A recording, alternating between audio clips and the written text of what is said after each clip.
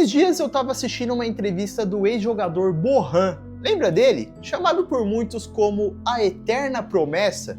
Nessa entrevista, ele falou algo que me fez refletir demais. Ele disse algo mais ou menos assim: eu não considero que eu fracassei no futebol. Joguei com o Messi, fiquei vários anos no Barcelona, joguei no Milan, Roma, Ajax, Premier League, falo 4 línguas, conquistei vários títulos, já vesti a camisa da minha seleção, porque ainda falam que eu não tive sucesso no futebol. Quantas pessoas sonham todos os dias em ter uma carreira até inferior à minha e chamariam isso de sucesso? Eu tenho certeza que ele pensou bastante e passou por várias sessões de terapia para chegar numa conclusão e aceitação como essa, que vamos concordar, até que faz sentido. O problema do Borjan talvez nunca tenha sido o jogador que ele virou, mas sim o jogador que a gente sempre esperou que ele virasse. Talvez por isso, e com uma pressão e o excesso de expectativas e comparações, tenham feito ele chegar a ter um quadro de depressão e encerrar a carreira bem antes do esperado. Oi, meu nome é Rafael Dantas e você tá no Futebol do Rafa. E hoje vamos falar sobre Borjan, tratado pela mídia e torcedores como a Eterna Promessa, o talento que nunca vingou. Mas será que é isso mesmo? Será que a gente está sendo justo em avaliar ele assim? Bom, já curte o vídeo, se inscreve aqui no canal e bora pra história. A história de Borjan no futebol começou com o pai dele, que também se chama Borjan, e foi um jogador de futebol sérvio que chegou a jogar na base da Iugoslávia e em 98 foi morar na Espanha para jogar pelo Mole Russa, um time da segunda divisão. Lá, Borjan pai conheceu Maria Luísa Pérez, por quem se apaixonou, e em agosto de 1990 teve seu filho, Borjan Kirkik Pérez, que seguiria a mesma profissão e se tornaria até mais bem-sucedido do que o pai nela, apesar de poucos reconhecerem e valorizarem isso. Acontece que o pai dele já estava no final da carreira e assim que se aposentou conseguiu um emprego como olheiro do Barcelona. Sabe aquele cara que caça talentos para o clube contratar? E adivinha qual foi uma das primeiras indicações dele para o Barça? Um garoto de apenas 9 anos chamado Borjan, ou seja, o próprio filho dele. Aí você vai pensar, pronto, tá aí. Por isso que esse cara virou jogador profissional. O pai dele era ex-jogador, olheiro do Barcelona, ele nem era tão bom assim, e com essa ajuda toda até eu conseguiria jogar. Mas calma aí, que não é só por isso. Assim que chegou em La Masia, os técnicos da base viram que Borjan já tinha um nível bem acima dos outros garotos da mesma idade dele, e colocaram o menino para jogar uma categoria acima, com garotos mais velhos,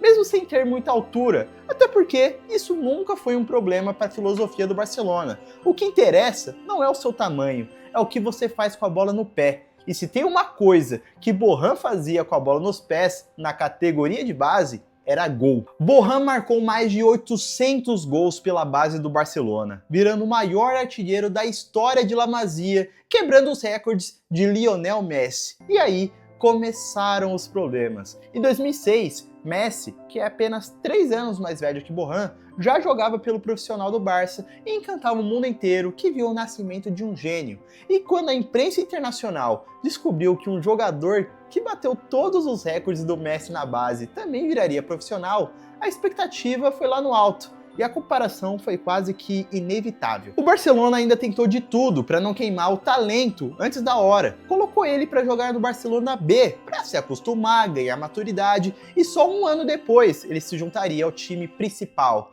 E lá, no Barcelona B, Borjan marcou 32 gols em 26 jogos. Já era mais famoso que jogadores do time principal e até alguns da seleção espanhola. Então, em 2007, ainda muito novo, ele se juntou com o time principal. A partida de estreia foi um amistoso de pré-temporada contra o Al Ahly, um jogo de comemoração pelos 100 anos do time egípcio. Aquele Barcelona que tinha Ronaldinho, Messi, Deco, Puyol, Xavi, venceu por 4-0 com 2 gols de Eto'o, um de Saviola e um de Borjan, logo na estreia. E aí, a seleção espanhola sub-17 nem deixou ele terminar a pré-temporada e chamou ele para jogar o Mundial Sub-17 lá na Coreia do Sul. Ali, Borjan brilhou. Fez gol na fase de grupos, nas oitavas, bateu pênalti decisivo nas quartas contra a França, fez gol na prorrogação, na semifinal contra a Gana e levou a Espanha para a final. Só que foi expulso no finalzinho dessa prorrogação, ou seja, mesmo fazendo o gol da classificação, ele ficou suspenso da final contra a Nigéria, e os gols que ele estava fazendo fizeram muita falta para a Espanha. A partida terminou 0 a 0, foi para os pênaltis, a Nigéria marcou os 3 primeiros no jovem goleiro De Gea, e os 3 companheiros de Bohan desperdiçaram suas cobranças e ficaram com o vice-campeonato. Só de curiosidade aleatória, Lulinha era a estrela do Brasil naquele Mundial, o Brasil que terminou como o melhor ataque da competição. E o menino Toni Kroos da Alemanha foi eleito o melhor jogador do torneio. Olha quantos caminhos diferentes desse Mundial Sub-17. Mas bora voltar pro Bohan.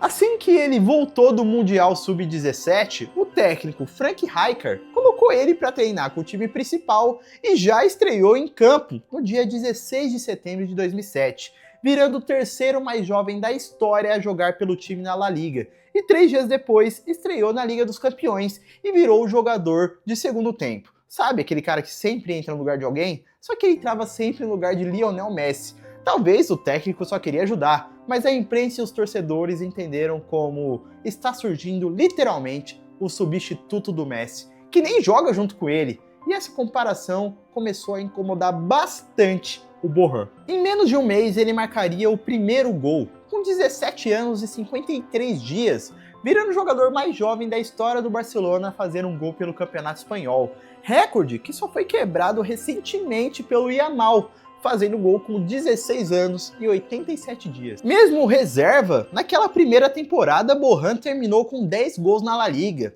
mas não estava tão confiante. Na biografia dele, ele afirma que nessa época enfrentava várias crises de ansiedade e o psicológico não estava nada bem. Só que tudo parecia dar tão certo para alguém tão jovem, então esse desespero devia ser normal, mas não era não. Ainda mais quando passou aquela temporada, ele recebeu a camisa 11, pesada na história do Barcelona, o número que Rivaldo usava quando foi melhor do mundo, fora uma multa contratual que recebeu de 80 milhões de euros, absurda para a época, e além de ter sido convocado para a seleção principal da Espanha.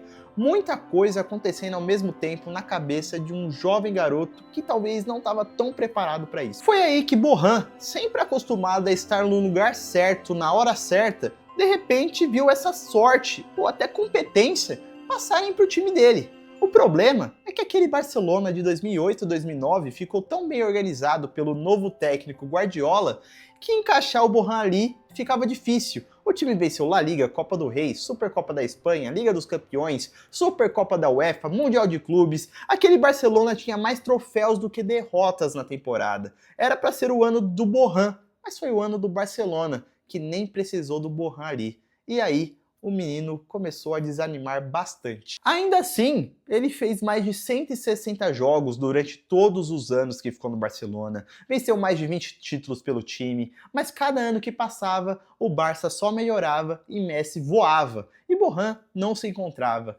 Mas o Barça não queria perder ele, sabia que uma hora aquele menino ia estourar, já que não estava se adaptando muito bem, eles resolveram emprestar. Foi nessa hora que Bohan passou por Roma, Milan, Ajax, e muitos achavam que o problema era o próprio Barcelona e as comparações, e que uma hora ele ia chegar em um time de elite e jogar muito bem.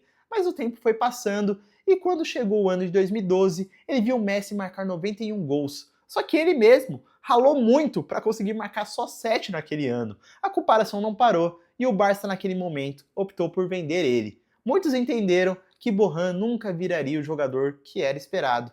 E assim, o apelido pegou, a Eterna Promessa. Em 2014, ele recebeu um convite do Stoke City, um time menor em comparação aos que ele já tinha jogado, mas agora pelo menos ele conheceria a Premier League. E ele fez os gols dele lá, tinha um respeito da torcida, mas não se estabeleceu como titular e começou a ser emprestado também. Jogou no Mais da Alemanha, voltou para a Espanha para jogar no Alavés, fez só um gol nesse retorno ao país e ali percebeu que a carreira não chegaria mais onde o mundo tinha sonhado para ele. E o futebol europeu, como um todo, também já não botava mais tanta fé em Bohan.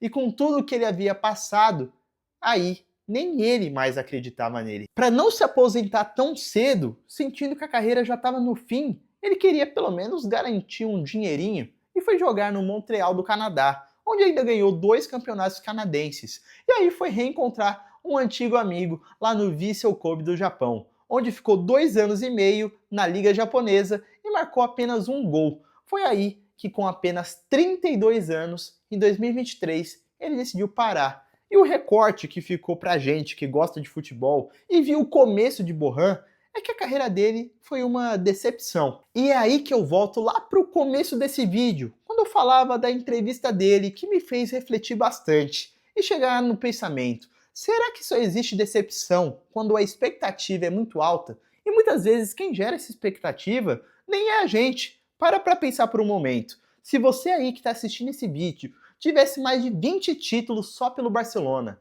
tivesse jogado com Ronaldinho, Puyol, Xavi, Iniesta e ter sido frequentemente comparado ao Messi, depois ainda tivesse jogado no Milan, Roma, Ajax, tivesse título holandês e até canadense, você se consideraria uma decepção ou um sucesso? Garanto que se você tivesse um currículo desses, onde você andasse aí na sua cidade, iriam te parar. Provavelmente você seria a pessoa mais importante da sua família, do seu bairro, da sua cidade, ou dependendo de onde você nasceu, seria a pessoa mais importante do seu país. Por isso, não só no futebol como na vida, é muito importante a gente avaliar mais de um ponto de vista. E cada sucesso é individual, a gente não tem que ficar se comparando com ninguém. No final, eu não quero ficar aqui com esse papinho motivacional, mas a lição que o Bohan deixa pra gente é pra gente nunca ficar se comparando com os outros e tentar sempre ser a melhor versão do que a gente é. Acho que isso ele não conseguiu entender durante a carreira e talvez só assimilou melhor depois. Talvez ele foi forçado a ser sempre um novo Messi e esqueceu de ser o Bohan. Então, você não esqueça de ser você e aproveita, já curte e não vai esquecer de se inscrever.